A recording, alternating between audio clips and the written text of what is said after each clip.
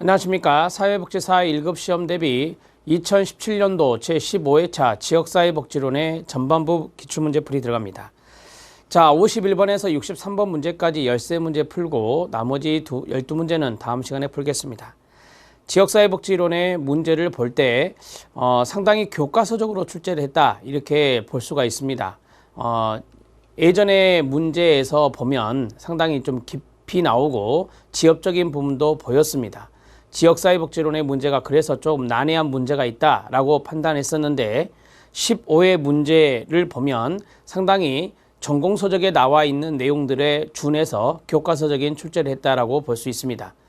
평이하게 출제됐다라고 보시면 되겠습니다. 우리가 2교시 영역을 세 가지 영역으로 하죠. 실천론, 기술론, 지역사회복지론. 그런데 여기 2017년도 15회차에서는 실천기술론이 좀 더 어려웠다라고 볼 수 있습니다. 지역사회복지론의 문제를 푸시다 보면 그것을 느낄 수 있을 겁니다. 그러면 51번 문제부터 보겠습니다. 자, 51번 문제는 지역사회 복지 이론의 문제입니다. 다음 설명과 관련된 지역사회복지 이론은 이라고 했습니다. 1번이 구조기능론, 2번이 교환이론, 3번이 상호작용론, 4번이 역할이론, 5번이 다원주의론인데요. 우리가 이제 보통 지역사회복지 이론 하면은 교과서적으로 배우는 게 구조기능론하고 교환이론하고 다원주의론 이 세 가지를 배웁니다. 자, 그리고 이제 상호작용론, 역할이론 이런 것들도 이제 다른 전공서적에 좀 깊이 있는 내용들을 담고 있는 내용들을 보면 상호작용론이나 역할이론도 있을 수 있습니다. 그런데 일반적으로 말할 때 1번, 2번, 5번이 많이 전공서적에 들어있다라는 것을 말씀드리는 겁니다. 자, 다양한 집단과 조직, 처음부터 아예 힌트가 나오네요. 다양한 집단과 조직이 이익을 표출함으로써 이익이란 단어도 중요한 단어가 될 겁니다. 정책 과정에 영향을 미칠 수 있다. 자, 그리고 지역사회복지 정책은 또 나오죠. 이익 집단들 간의 갈등과 타협의 산물로 간주된다. 지역사회복지 정책의 결정은 이익 집단들의 상대적인 영향력 정도에 따라 달라진다라고 했습니다. 이 이론은 바로 정책에서도 나옵니다. 사회복지 정책 발달 이론에도 나와 있는 이론인데요. 우리가 이익이란 단어가 한 군데, 두 군데, 세 군데가 나와 있습니다. 그래서 우리가 이것을 이익집단론이라고도 하는 것인데요. 자, 여기에서 다양한 집단과 조직이라 했습니다. 다양한에 많을 다자를 쓸 수가 있죠. 자, 그리고 여기에 보면 집단들 간에라는 말이 있고 집단들이란 것이 있어요. 따라서 여러 이 집단들이다 라고 볼 수가 있습니다. 그래서 우리가 이것을 다원주의론이다 이렇게 정리하고 있습니다. 이익집단론의 동의어가 다원주의론이라는 것도 아실 필요가 있습니다. 답은 5번이 되는 거예요. 다원주의론에서 이렇게 많은 이익집단들이 갈등과 타협의 산물로 정책이 나타난다면 국가가 하는 일은 뭐냐? 이익집단들 간의 갈등이 있을 때 중재자의 역할을 국가가 한다는 것도 알아두시면 좋습니다. 답은 5번이 됩니다. 나머지 이론들은 참고적으로 보십시오. 자, 그 다음에 52번 문제 들어갑니다. 52번 문제는 지역사회 기능의 비교 척도입니다. 워렌이란 학자가 말한 건데요. 자, 워렌이라는 학자는 지역사회 기능 비교 척도를 4가지로 이야기합니다. 그런데 여기 지문은 지금 5가지입니다. 하나가 없다는 거죠. 사회성이라는 것은 없습니다. 두 번째, 서비스의 일치성, 심리적 동일시, 자치성, 수평적 유형 이 4가지가 바로 지역사회 기능 비교 척도입니다. 따라서 여기 뒤에 보나마나 앞에만 봐도 답이 나올 수 있다라고 하는 거예요. 이런 것들이 상당히 교과서적인 출제라 이렇게 말할 수 있는 거고요. 자, 서비스의 일치성의 개념을 보겠습니다. 지역사회 내 서비스 영역이 동일 지역 내에서 일치하는지의 정도입니다. 자, 쉽게 말씀드리면 우리 지역사회 내에 사회복지 서비스의 인프라가 얼마나 갖추어져 있느냐 그런 것들을 이야기하는 것입니다. 심리적 동일시입니다. 지역 주민들이 자기 지역을 중요한 중거 집단으로 생각하는 정도입니다. 아, 우리 지역은 상당히 살기 좋아. 나는 이 지역사회가 좋아. 라고 하는 것에 소속감을 이야기하는 거예요. 그러한 것들이 바로 심리적인 동일시와 연관성이 있습니다. 자치성입니다. 지역사회가 타 지역에 의존하지 않는 정도를 말합니다. 스스로 자자에 다스릴 지자입니다. 따라서 의존도가 낮다면 자치성은 높아지는 거죠. 그 다음에 수평적 유형은 제가 이론 수업할 때 이렇게 말씀드렸죠. 여기와 여기 간에 서로 관련 정도를 이야기한다. 상이한 조직들의 구조적, 기능적 관련 정도, 이런 것들이 바로 이제 수평적 유형이다. 이렇게 이야기한다 했습니다. 52번의 답은 1번이 답이 되겠습니다. 53번 문제 들어갑니다. 자, 53번 문제는 지역사회 개념입니다. 이것도 아주 교과서적인 문제죠. 옳지 않은 것은입니다. 지역사회복지론의 맨 앞에 챕터 1에 들어있는 지역사회 개념입니다. 지리적 지역사회가 있고 기능적 지역사회가 있다 했습니다. 지리적 지역사회는 일정한 지리적인 공간을 공유하는 사람들의 집단을 지리적 지역사회라 하고, 기능적 지역사회는 구성원 공동의 이익과 이해관계를 같이 하는 공동체를 말합니다. 이 공동체의 개념이 바로 기능적 지역사회고, 이 기능적 지역사회가 점차 강조되고 있다. 점차 강조되고 있다. 이렇게 정리할 수 있습니다. 지역사회는 사회적인 상호작용이 있습니다. 연대성이 있죠. 그것을 기초로 하는 게 지역사회입니다. 지역사회는 공동체의 의미가 있어요. 그래서 연대성이 필요하고 사회적인 상호작용도 필요하죠. 지역사회는 이익사회에서 공동사회로 발전한다. 아닙니다. 공동사회에서 이익사회로 발전하고 있죠. 우리가 공동사회 하면은 혈연, 지연 이런 것들을 따지게 되는 것입니다. 이익사회라고 하는 것은 계약으로 맺어진 겁니다. 따라서 예전에 과거의 전통적인 사회에서는 공동사회가 더 강조되었다면 지금은 이익사회로 발전하고 있는 겁니다. 가상공동체가 있습니다.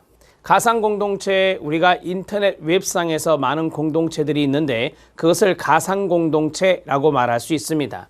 이것은 새로운 형태의 지역사회로 등장하고 있는 것입니다. 맞습니다. 자, 여기에서 답은 4번이 답이 되겠습니다. 지역사회는 공동사회에서 이익사회로 발전하고 있습니다. 54번 문제 들어갑니다. 54번 문제도 여러분들이 충분히 풀 수 있는 거예요. 다음 사례를 해결하기 위한 해결의 동그라미, 지역사회복지 실천의 원칙은 무엇이냐? A 사회복지사는 공동사업 수행을 위해 특별추진회를 구성하였습니다. 여기서부터 가로, 그러나 주민들이 자유롭게 의견을 제시할 수 있는 기회를 제공하지 못한 채 사업 추진을 진행하였습니다. 이게 문제점이잖아요. 지금 가로친 게 문제점이에요. 문제점. 문제에서 요구한 것은 뭐냐? 해결책이었잖아요. 따라서 여기에서 포인트가 있다. 주민들이 자유롭게 의견을 제시할 수 있는 기회가 제공되지 않았다. 그러면 소통의 문제가 있는 겁니다. 따라서 효과적인 의사소통 개발과 유지가 필요하다. 이것은 소통의 문제니 효과적인 의사소통의 개발과 유지가 필요하겠죠. 그렇게 되면 해결이 될 것입니다. 자, 여기에서 좀 어려운 말이 있습니다. 1번, 3번, 5번 문장은 어려운 문장이 아닌데 집중과 분산의 균형이란 단어가 있어요. 이거 이제 존스와 디마치가 말한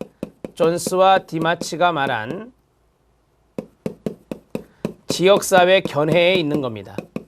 자, 존스와 디마치의 지역사회 견해에 지역사회는 집중과 분산 간의 균형이 필요하다. 이렇게 이야기하고 있는데요. 여기에서 집중, 그 다음에 분산이라는 단어가 있죠. 집중이라는 것은 여러 기관들과 협력하는 걸 말합니다. 여러 기관들과 협력에 집중한다라고 하는 것이고, 자, 분산이라고 하는 것은 각계의 기관을 생각하면 돼요. 그래서 자체 사업의 이익을 유지하는 겁니다. 자체 사업의 이익을 유지하는 것을 우리가 분산이다. 자, 여러 기관들과 협력과 동시에 자체 사업의 이익을 유지하는 것도 필요하죠. 따라서 이 두 가지가 균형을, 조화를 이루는 것이 필요하다. 이렇게 이야기할 수 있겠습니다. 54번의 답은 2번이 답입니다. 55번 문제에 들어갑니다. 다음 사례를 설명할 수 있는 지역사회복지 이론이 또 하나 나왔죠. 앞에서 다원주의론이 51번에 있었는데 이것도 생태학 이론, 사회구성론, 기능주의 이론, 권력의존 이론, 사회체계 이론, 이거는 모두 다 지역사회복지 이론에서 아주 일반적으로 나오는 이론들이라 말할 수 있습니다. 첫 번째 문장에서 힌트가 있어요. 사회복지관은 생존 차원에서 외부 재정 지원을 필요로 하지만 재정 지원자의 요구를 무시하기가 어렵습니다. 자, 그러면 생존 차원에서 외부 재정 지원을 필요로 한다라고 했어요. 상당히 이것은 의존도를 말하는 겁니다. 재원, 외부 재원의 의존도를 이야기하는 거죠.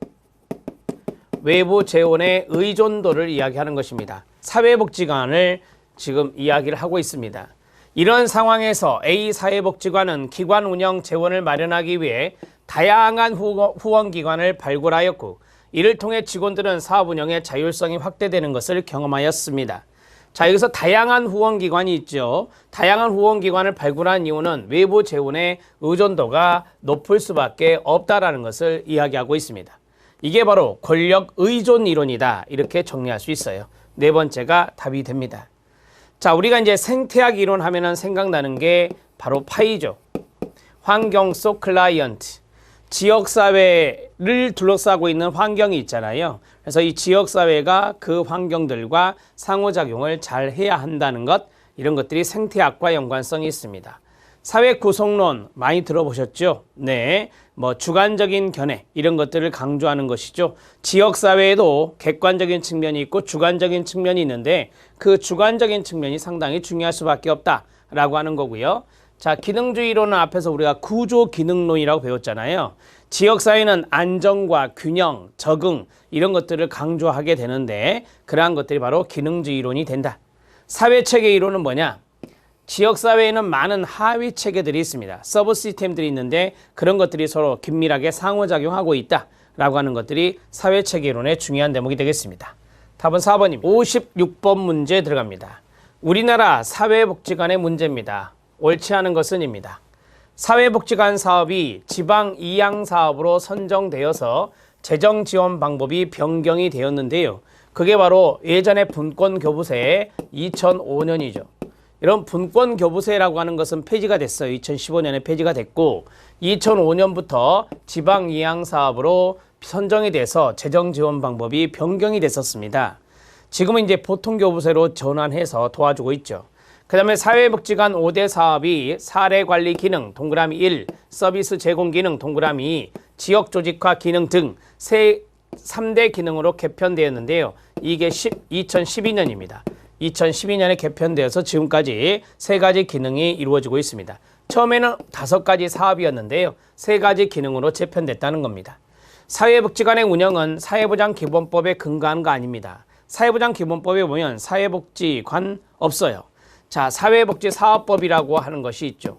사회복지사업법에 근거하고 있습니다. 사회복지사업법, 보건복지부령, 즉 시행규칙 제23조, 그 다음에 23조의 2를 보면 사회복지관이 규정되어 있습니다.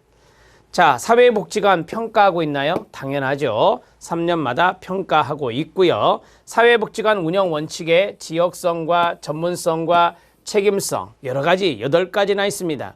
중립성, 투명성, 통합성, 적절성 이러한 것들이 다 들어있는데요. 자, 지역성, 전문성, 책임성 등이 여기에 해당된다. 이렇게 정리하시면 되겠습니다. 제가 사회복지관 운영 원칙에 적절성이란 걸 말씀드렸나요? 적절성이란 거 없습니다. 다시 제가 수정합니다. 자, 우리가 이제 지역성, 전문성, 책임성, 투명성, 그 다음에 중립성. 중립성은 영리적으로, 정치적으로, 종교적으로 이용되지 않아야 된다라고 하는 것을 이야기하고 있습니다. 통합성, 그 다음 자원 활용성 등 이 정도만 여러분들이 적어주시면 됩니다. 자, 자율적인 운영도 필요하겠네요. 자율성 이런 것들도 필요하겠죠. 자율적인 운영 그런 것들이 필요하다. 자, 이런 것들이 이제 그 사회복지관의 운영 원칙인데 제가 앞에서 적절성이라는 걸 말씀드렸잖아요. 적절성이란 것은 없습니다. 적절성 이거는 다시 수정해 드립니다. 자, 56번의 답을 3번으로 처리합니다. 정리가 되셨죠? 자, 이제 57번 문제 들어갑니다. 자, 57번 문제는 보고서의 문제인데 오랜만에 나왔어요. 영국의 지역사회보호 역사 중에 영국의 역사입니다. 영국의 역사 중에 다음의 특성 모두와 관련 있는 것은 시본 보고서, 하버트 보고서, 바클리 보고서, 그리피스 보고서, 베브리지 다 영국에서의 보고서인데 여러분들은 이걸 아시면 돼요. 시아버그. 자, 순서입니다. 우리가 이제 보고서, 지역사회 보호와 관련된 보고서가 4가지예요. 시본 보고서, 하버트, 버클레이, 그리피스, 이 시아버그 순서 좀 기억해 주시고, 자, 그 다음에, 자, 가장 결정적인 힌트는 여기 있어요. 첫 번째입니다.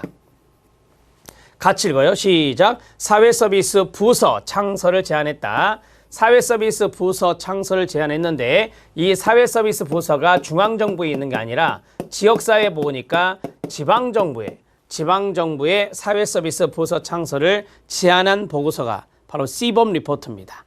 자, 대인 사회서비스, 그 다음에 지역사회를 사회서비스 제공자로 인식하고 서비스의 협력과 통합 이런 것들을 이제 강조했던 보고서인데 가장 결정적인 것은 첫 번째에서 나와야 돼요. 지방정부의 사회서비스 부서 창설을 제안했던 거 이걸 꼭 기억하십시오. 그래서 1번 C번 보고서가 되겠습니다. 자, 여기 영국의 보고서의 지역사회 보호의 보고서 4가지의 순서도 정리를 해 주시고요. 우리는 영국의 역사에서 이론에서 이 4가지의 보고서에 대해서 구체적으로 말씀을 드린 바가 있습니다. 심화 이론에서 이것을 설명해 드렸어요. 자, 이제 58번 문제 들어갑니다. 우리나라 역사가 나왔는데요. 조선시대 역사가 나왔습니다. 흉년으로 인한 이재민이 있고요. 그 다음에 빈민이 있어요. 구제한 국가기관은 이라고 했거든요. 자, 그러면 구제와 연관성 있는 것은 구할구자를 써서 구황청이 됩니다. 구황청. 자, 구황. 우리가 이제 조선시대 구황, 그 다음에 구황이라고 하는 비황제도와 구황제도가 있잖아요. 아시죠 이거? 비황제도와 구황제도가 있는데 정책에서 배우셨는데요. 비황은 창제, 그러니까 사창, 상평창, 의창 이런 것들이 바로 이제 비황이라면 구황이라고 하는 것은 우리가 이제 어떠한 어려움이 있을 때 거기에 대해서 도움을 주는 건데 진대, 그 다음에 진휼, 그 다음에 원납, 그 다음에 고조. 자, 우리가 이러한 것들이 다 구황제도거든요. 등등등 여러 가지가 있어요. 여러 가지가 있는데 이 세종 때 구황청이 만들어져요. 이 구황청이 바로 흉년으로 인한 이재민이나 빈민을 구제했던 기관인데 이것이 나중에 이름이 변경됩니다. 여기에 보면 진휼이라는 단어가 있죠. 진휼. 그래서 진휼청으로 이름이 변경이 됩니다. 그래서 답은 진율청이 답이 돼요. 진율청 문제는 처음 나온 거예요, 여러분. 진율청을 좀 설명을 해드렸고요. 자, 그 다음에 이제 향약은 향촌자치규약이라고 해서 이건 민간구제입니다. 민간구제. 그 다음에 활인서, 살활자의 사람 인자예요. 환자 구휼기관입니다. 지금으로 말하면 병원이죠. 환자 구휼기관이 활인서입니다. 기로소, 늙을 기에 늙을 노자, 노인복지시설입니다. 노인시설이라고 보시면 돼요. 자, 그 다음에 동서대비원입니다. 동서가 들어가면 대부분 병원이라고 말씀을 드렸고, 자, 대비원, 이거 시설이구나. 복지시설입니다. 그래서 병원과 복지시설의 이중적 기능을 담당하고 있었던 것이 동서대비원이다. 이렇게 정리하시면 됩니다.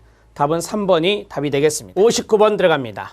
다음에서 설명하는 웨일과 갬블의 8가지 모델 중에 하나를 찾아라 이 말인데요. 지역사회복지실천 모델은입니다. 웨일과 갬블은 8가지 모델을 제시했습니다. 자, 연합이라고 하는 것은 웨일과 갬블이 이야기한 겁니다. 정치적 권력 강화, 정치적 권력 강화는 테일러와 로버츠입니다. 테일러와 로버츠예요. 자, 그 다음에 근린 지역사회 웨일과 갬블 맞습니다. 그 다음에 기능적인 지역사회 조직도 웨일과 갬블 맞습니다. 프로그램 개발과 조정, 이것도 테일러와 로버츠입니다. 테일러와 로버츠가 이야기한 모델이에요. 그러면 우리는 여기 안에를 지금 안 봤는데 1번, 3번, 4번 중에 답이 나오겠죠. 왜요? 2번과 5번은 테일러와 로버츠가 이야기한 모델이기 때문에 빼야 됩니다. 자, 목표는 프로그램의 방향 또는 자원을 최대한 끌어낼 수 있는 조직 기반이라 했습니다. 아주 짧은 형태의 문구로 써져 있기 때문에 이게 이제 조금 어려울 수 있는데 좀 더 가보죠. 변화의 표적 체계는 선출된 공무원과 재단과 정부기관이라 합니다. 1차적인 구성원, 이게 조금 의미가 있어요. 1차적인 구성원은 특정 이슈에 관계가 있는 조직이랍니다. 특정 이슈에 이해관계가 있는 조직이 바로 1차 구성원인데 이 조직이 바로 이제 하나의 조직이 아니라 여러 가지의 조직이 되는 거죠. 왜냐하면 프로그램 방향이나 자원을 최대한 끌어낼 수 있는 조직 기반을 마련한다 그랬으니 여기에서 여러 가지의 기관이라고 말할 수 있어요. 우리 이론서에 보면 다조직적 기반 구축, 다조직적 기반 구축, 이것을 강조하는 것이다 이렇게 말했어요. 그러니까 조직이 하나가 아니라 여러 가지의 조직이 모여서 이 기반이 마련된다라고 하는 겁니다. 여기서 사회복지사 역할은 중재자나 협상가나 대변인, 옹호자 이런 역할을 한다 이렇게 되어 있는데요. 자, 이것이 바로 연합 모델이라고 하는 겁니다. 1번 연합 모델입니다. 여러분 근린지역사회 조직이라고 하는 것은 가까울 군자 이웃린자잖아요. 따라서 가까이 있는 어떤 지리적인 의미의 지역사회들이 조직화되는 걸 말하는 거고, 기능적인 지역사회 조직은 말 그대로 앞에서 했던 기능적 지역사회, 즉 공동체, 공통의 이해관계와 관심이 있는 그러한 공동체들이 조직화가 된 거예요. 그런 것들을 강조하는 게 바로 3번, 4번인데 그것과는 하등의 상관이 없는 지문이에요. 그래서 답이 1번이다 이렇게 유추할 수도 있는 겁니다. 여기서 연합이라는 것을 알 수 있는 대목이 바로 이거예요. 이거. 조직이 하나의 조직이 아니라 여러 개의 조직이 모였다. 다 조직적. 멀티플이잖아요. 따라서 우리가 이제 연합이라고 하는 것은 A 조직, B 조직, C 조직, D 조직, D 조직 모두 다 뭐예요? 연합이 된 거예요. 그래서 많은 조직들이 다조직을 만들어낸 거죠. 그렇게 해서 정리하셔도 됩니다. 이 59번 문제는 조금 알아놓으세요. 웨일과 갬블의 문제가 꼭 한두 문제씩은 출제가 되고 있기 때문에 정리가 돼야 됩니다. 60번 문제 들어갑니다. 어렵지 않습니다. 다음에서 설명하는 지역사회 욕구 사정 방법원입니다. 1번 델파이 기법, 2번 지역사회 포럼, 3번 민속 각적 기법, 4번째 명목 집단 기법, 5번째 초점 집단 기법입니다. 지역사회 집단의 이해관계를 잘 대표할 수 있는 가로 참여자들을 선택합니다. 참여자들이라고 그랬어요. 그러면 소집단이죠. 소집단을 구성했다라고 하는 것이고, 선택된 사람들은 한 곳에 모여, 이게 중요한 거죠. 한 곳에 모이네요. 그럼 델파이 기법은 탈락이잖아요. 한 곳에 모여 특정 문제에 대한 의견을 집단으로 토론한다. 토론이 또 중요한 단어가 되네요. 그러면 토론하는 가운데 소통을 하겠죠. 개방형 질문으로 진행됩니다. 자, 개방형 질문으로 진행된다. 그래서 우리가 이것을 질적 방법이다라고 하는 거예요. 양적 방법과 질적 방법이 있는데 이건 당연히 질적 방법이죠. 모여서 그냥 토론하는 거니까. 이게 뭘까요? 네, FGI입니다. 초점 집단 기법, 초점 집단 인터뷰라고 하는 초점 집단 기법이 되겠습니다. 초점 집단 기법은 상호 간에 소통하면서 토론을 한다라고 말씀드렸었죠. 그래서 5번이 답이 됩니다. 명목 집단 기법은 비슷하지만 토론은 하지 않습니다. 명목 집단 기법은 토론하지 않고 대개 소집단 의사결정 투표, 즉 다수결로 한다. 이렇게 정리할 수 있습니다. 60번의 답은 5번입니다. 61번 문제 들어가도록 하겠습니다. 자, 61번 문제 지역사회 복지 운동 문제가 나왔어요. 해당하지 않는 것은입니다. 자, 지역사회 복지 운동의 첫 번째, 지역사회 변화를 주도하는 조직운동입니다. 맞습니다. 두 번째, 노동자 계층의 소득 수준을 높이는 민중운동이다. 아니요. 우리가 지역사회 복지운동에 민중운동 성격은 없어요. 그것도 노동자 계층의 소득 수준을 높이는 그런 민중운동은 해당 사항이 없습니다. 지역사회 복지의 확산과 발전을 위한 생활운동 맞습니다. 복지권리의식과 시민의식을 배양하는 사회권 확립운동 맞습니다. 지역사회 관련 조직 간의 유기적 협력이 이루어지는 연대운동 맞습니다. 지역사회 복지운동의 특징을 뒤에 있는 글자로 보시면 돼요. 조직운동, 생활운동, 사회권 확립운동, 여기는 연대운동인데 이 연대운동과 동의어가 자원동원운동과 동의어가 됩니다. 자원동원운동과 동의어가 됩니다. 여러분들 이론서에는 이렇게 써져 있습니다. 답은 2번이 답이에요.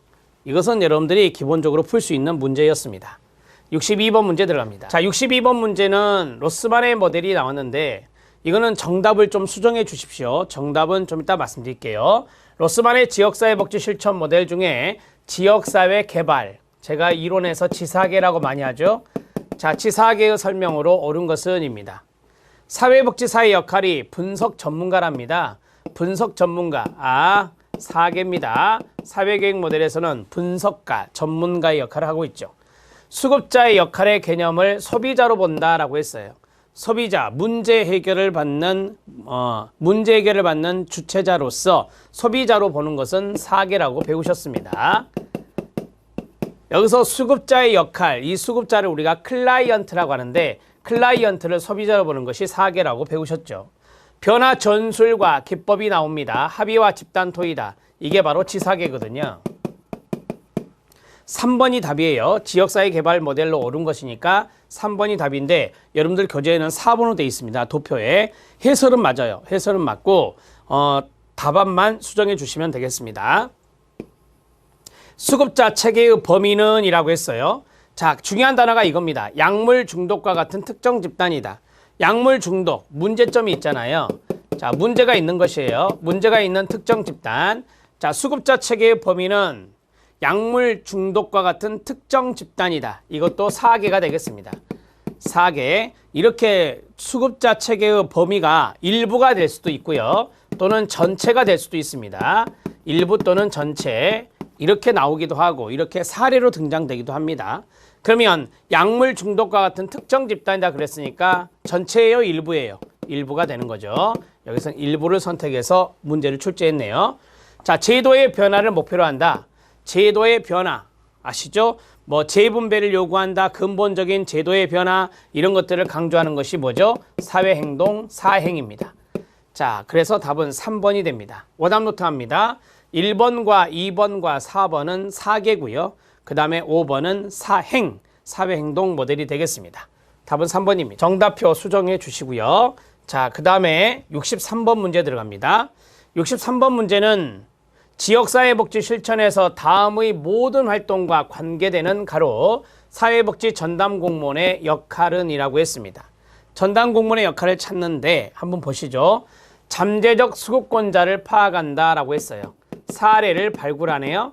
사례를 발굴. 자, 그 다음에 자산조사, 수급권자의 욕구조사, 전담공무원이 하는 것 중에 하나죠. 조사했네요. 자, 그 다음에 서비스, 시설, 입소, 의뢰를 했습니다. 의뢰, 시설, 입소의 의뢰라고 했으니까 연결을 한 거예요. 연결. 그 다음에 취업 정보 제공 및 알선이라고 했어요. 취업 정보를 제공한다. 상담을 해줬고 그 다음에 알선을 했다. 알선은 우리가 연결하는 개념이 되거든요. 지금 제가 하나씩 써드린 이유는 이것을 공통점으로 모든 활동과 관계된다라고 했으니까 공통점으로 하는 역할이 무엇일까요? 자문가, 조금 거리가 멀죠? 옹호자, 거리가 멀죠? 조력자, 거리가 멀죠? 조력자는 문제 해결할 수 있도록 도와주는 사람을 말하는 거거든요. 상담가, 약합니다. 상담만 해준 거 아니잖아요. 사례도 발굴했죠. 조사도 했죠. 자원도 연결했잖아요. 따라서 자원 연결자가 올바른 내용이 된다. 이렇게 정리할 수 있습니다. 자, 63번 문제까지 해결했습니다. 답은 5번입니다. 자, 지금까지 문제를 풀어봤을 때 앞에서 우리가 실천기술론을 풀어봤잖아요. 훨씬 더 수월한 느낌이 드시죠? 지역사회복지론이 이번에는 조금 지엽적이지 않고 교과서적으로 출제됐기 때문에 그런 느낌을 많이 받을 것입니다. 자, 다음 시간에 나머지 12문제를 풀겠습니다. 수고하셨습니다.